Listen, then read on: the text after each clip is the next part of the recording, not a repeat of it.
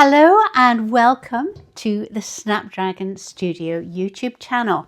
My name's Jane. I'm really glad you're here, and today I am going to be talking about rescuing natural dye projects. Now, I have been playing with colour from plants for a long time now, and now I can get beautiful ranges of colours. But back in the beginning, I often found that what happened was I didn't really get the colours that I was looking for. And often this was because I was making really basic mistakes. So what I thought I would do is to take one of my early disasters and work out how I can change that. So today I'm going to be working with this. Now this is 5 skeins. Each skein is 100 grams and they are very nice wool. It's a Blueface Leicester wool and it is 4-ply. And I clearly thought that I would be knitting a cardigan. If you have watched this YouTube series at all, you'll know I'm slightly obsessed with yellow cardigans, or the quest for a yellow cardigan. And I suspect that this was part of that quest. But as you can see, it's just really not a very nice colour. It's sort of a bit sad beige, but it's got a yellow tone. It would not be flattering at all. So what I want to do today is to begin to rework this and use this colour as really the underpinnings to things. So it's quite clear to me that one of my first issues was that I was just way too ambitious.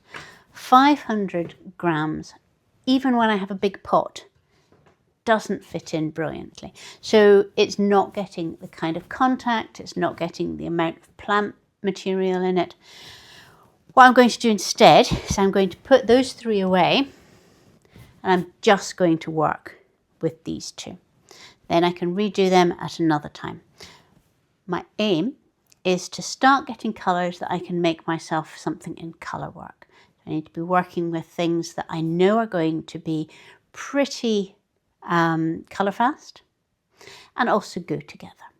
So the first thing that I'm going to do is I'm going to soak these 2 skeins just in plain warm water. I'm going to let them soak overnight because these have been sitting around in my studio for about 8 years. So in this state, so they need to have a good soak. So into the pan, press them down and leave them to soak overnight. The rest I'll put back in the box. Right, so these are well soaked, and the next step that often goes wrong is that they are not mordanted properly, or possibly not mordanted at all. I suspect that these have been mordanted, but possibly not long enough, possibly not with enough mordant, possibly I rushed it all a little bit. So I have here a tub which is the exhaust from some mordant from my threads. So it's not a full mordant, it's not at 8%, but it will have some aluminium potassium sulfate still left in the water. So I am just going to dunk these in here. There we go. Swoosh them about a bit and then leave them overnight. And then tomorrow I will start on the dyeing proper. Right, so here is the yarn. It's been in this mordant overnight. I'm going to squeeze that all out.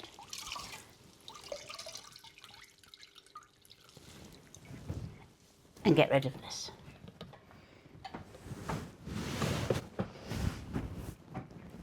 And now I'm going to just put it in to rinse in this water. But before I do that, I'm going to add in just a heaped teaspoon of cream of tartar. Now, often I don't use this, but it acts as a kind of a buffer or almost a conditioner for the wool before it goes into the dye pan. And I kind of feel that this yarn has been through quite a lot. So, and it's feeling a little bit rough. So I'm just going to pop this in here. It will also rinse out any loose mordant. Go. And I'm going to put that to one side while I start the dye pan. Now, one of the problems that I think we had with this yarn is that I didn't use enough dye stuff for the whole 500 grams. And I also picked something that didn't have an awful lot of colour coming out of it. So it's not a vibrant colour, it's just kind of like meh. So today I am going to go back to my fail-safe, the dye stuff that everybody should start on, I think. And that is onion skins. Now these are, I collect onion skins. Every time I cook, I tend to use onions. And I just put these papery outer bits into a box up in the kitchen, and then it comes down here. So I'm going to put a good few handfuls of these, just the dried bit, into the pan. I've got quite a lot at the moment. You can also get these, let's pick out some little bits of red onion I've got in there, which I definitely do not want. You can also get these from greengrocers or supermarkets where they've fallen off the onions. They're usually really happy for you to take it. Stirring that around. Now you'll see I've got a big pan here today. Oh, there's some more red onion. It gives a different colour, so I do not want it in here. And this is because I believe one of the things that I had a problem with this yarn was I tried to squash too much into a pan. I probably had a pan, maybe not much smaller than this, but I tried to do the 500 grams all together, and they didn't have the kind of like relaxed kind of space that you would like. So, oh, another bit of red onion. Okay. A wee plastic scoop. There we are. Now I'm just going to stir that round and bring it up to the boil and let it boil for about 15 or 20 minutes to get all of the colour out of these skins, and I'll show you what happens.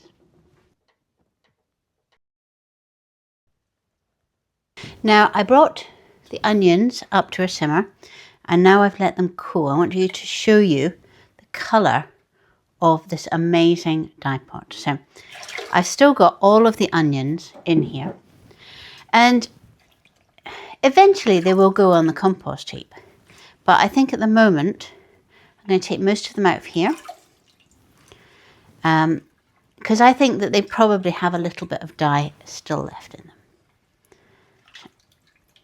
Scoop them out. Now, onion skins are an amazing dye stuff. There's lots of food wastes that do work really well, some that don't. And if you are wanting to explore them, I have now got a sort of a mini course, I suppose, on my website all about dye stuffs, and it takes you through with little sort of how-to videos about, first of all, how to mordant and scour and prepare all of your fibres. And it's done to do threads, because that's what I do spend most of my time doing, but it works just as well for wool yarn, and that is now on my website. There we go. It's free to members of the studio.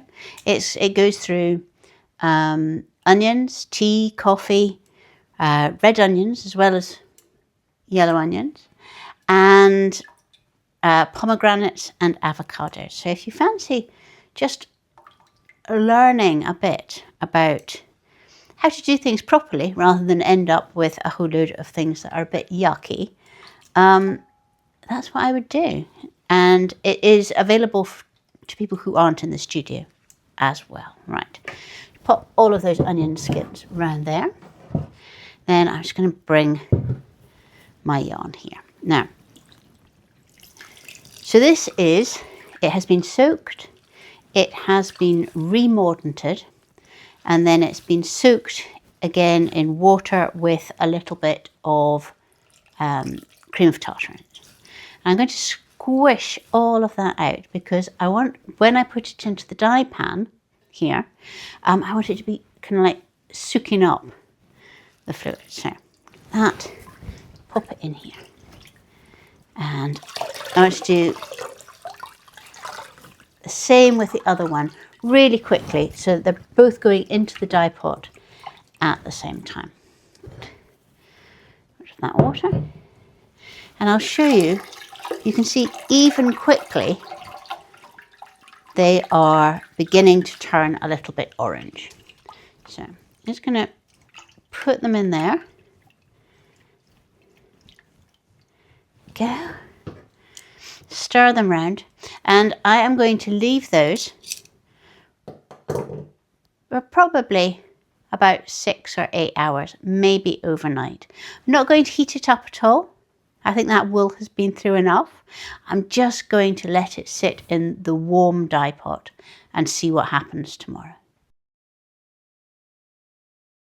Right, so now the yarn has been steeping in here for a few hours, and look at the difference in colour. It is just a lovely, really lovely burnt orange. So I'm now going to go and rinse these, and then I'm going to see if I can transform one of them into a completely different colour. So I'll go off and rinse these, and then I'll be back. So now I'm going to change the colour of this one. But first of all, a reminder, this was the original colour of the wool, and this is it after I've put it in with onion skins. I'm going to pop this over here. This bowl is the one where I have the one that I want to keep that orange colour. So what I'm going to do is I'm going to give this one a rinse in ferrous sulfate in iron. I've got my jar of crystals here, and this is, as you'll see from the front, it's got iron on it, my kind of like rinsing trough. So I need, it's probably about half a teaspoon, that's maybe a teaspoon of it. Carefully put that away. And I have my stirrer. I'm just going to stir this until all of those crystals dissolve in this water.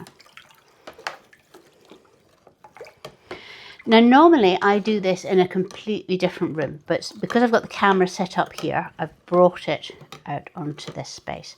But I have to be very, very careful with the iron, because if I get the iron onto that wool, it will change colour. Get onto that wool, it will change colour. I don't particularly want it onto my hands either, which is why I have my stirrer. Right, so I pop it in there. And this will probably, you can do it really fast if you use a lot of iron. But as you might have realised, fast dyeing is not my kind of thing. So instead, I prefer to just let it take its own time, whether that is 20 minutes, whether it's a couple of hours. And I would rather have it in a more dilute kind of iron solution and let it just take its time. So it's still very orange at the moment. And I'm just going to leave this in here, go and have a cup of tea, and come back and see what the colour's like. Right, the wool has now been in here for about 20 minutes. And you can see it's turned a lovely kind of olivey colour. If I show you it next to the orange, you can see how it's changed. I'm going to go and rinse this, and then I'm going to dry the two skeins separately, and I'll show you the colours that we have. And here I am with the finished results. I've washed them, I've dried them. These are the actual colours that we've got. So if you remember, this is the one that I was not happy with, that I had possibly not mordanted. I'd had too much wool in the pan. I'd not had a very successful dye experiment with this one. It wasn't very flattering. I'd been hanging on to it for a number of years in my drawer, just feeling a little bit guilty about it. But with a pan of onion skins, this is what we have. So we've got this beautiful, vibrant, glowing orange, and then a really nice olive green. And the two remaining skeins, which are in the dye pan over there at the moment, I'm going to be dyeing a kind of a mustardy yellow, I think. And I'm going to make a colourwork cardigan. What's interesting is that this colour, which I really didn't like, when put with these, you can see how it is going to work in a cardigan. It's just going to lighten and brighten it up. So I am very, very happy with those. I just need to find myself a pattern. If anybody has suggestions for a nice, simple colourwork cardigan, ideally with a waist and a bust, put them in the comments, because I would love to have your suggestions. And if you fancy having a go at natural dyeing, or maybe you've had a go and your results have been a bit sad beige, remember, I have now a course. It's on the website. It's got a launch price of £27, and it's also free to members of the studio. So all of the details of that are underneath here. And hopefully I shall see you next week. I'll put up as a community post the yellow that I get, if I get it, and you can have a look at all of the wools together. Bye-bye.